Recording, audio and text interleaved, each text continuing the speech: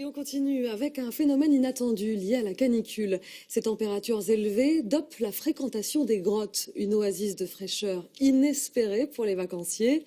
Qui sait, par exemple, que 70% de ces grottes appartiennent à des propriétaires privés. Reportage en Dordogne et en Ardèche de Florence Mavic et Solène Grippon. Un gouffre de 50 mètres l'attend. Tu mets tes deux mains dessous, non ? Tu mets tes pieds au bord de la terrasse, tu tends les jambes. Un peu peur. Rien que d'être pendu comme ça, dans le vide. Ils ne sont pas spéléologues, ce sont des touristes. N'allez pas trop vite, parce que là... Ils découvrent sous un angle insolite la grotte de la Salamandre. C'est fantastique, franchement. Je ne voyais pas comme ça, en fait, la vue. C'est encore plus beau que ce que j'imaginais. Les voici au cœur d'une cathédrale minérale.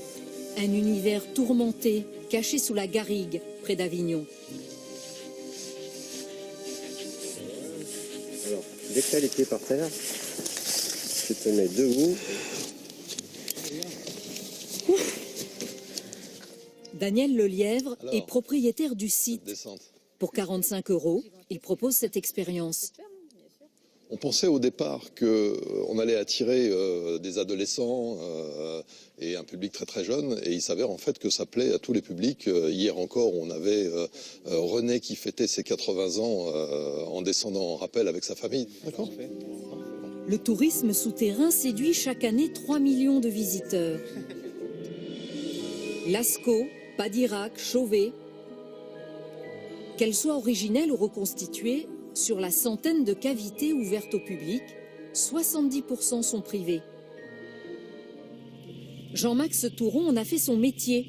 Il est chasseur de grottes. Alors là, on survole la vallée de la Dordogne. Vous voyez les premières falaises là-bas ? Cela fait 35 ans qu'il repère vue du ciel les cavités. Lorsque l'une d'elles lui paraît intéressante, il l'explore et si c'est possible, il l'achète. Ce passionné gère un empire touristique d'une dizaine de sites. Voici son dernier chantier. Toute cette surface était garnie de terre. On se faufilait le long du rocher, le long de ce plafond. C'est un trou de renard à peu près gros comme ça. Et on arrivait assez rapidement dans la grotte. On était debout à peu près à ce niveau. Regardez ces plafonds. Bon, quand tout ça, ça va être éclairé, ça va avoir un peu d'allure. Pour s'offrir une grotte, il suffit d'acquérir le terrain situé au-dessus. Selon la loi française, la propriété du sol entraîne celle du sous-sol jusqu'au centre de la terre.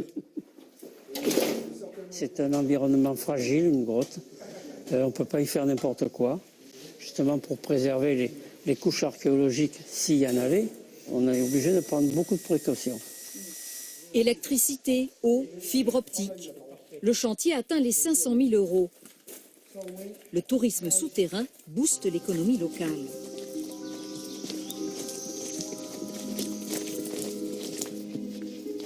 Des emplois, Daniel Lelièvre en a créé depuis qu'il a ouvert en 2013 la grotte de la Salamandre dans le Gard. La descente en rappel proposée aux touristes, c'est son idée. Métamorphoser la caverne en un spectacle son et lumière aussi. On s'y sent bien, en fin de compte. Alors souvent que dans des grottes, on est oppressé, et c'est pas le cas, on se sent bien. Quand les cailloux ils sont brillants, j'adore. C'est très joli. Il y a une petite astuce pour retenir leur nom. Des stalactites tombent, stalagmites montent. Pour aménager le site, Daniel Lefebvre a dépensé 3 millions €. Voici sa recette pour rentabiliser son investissement.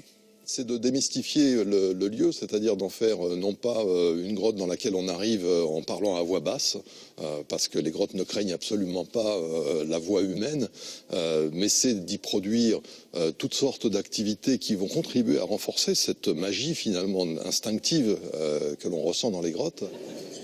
Dernière trouvaille, offrir aux touristes pour 75 € un survol de la cavité en ballon dirigeable.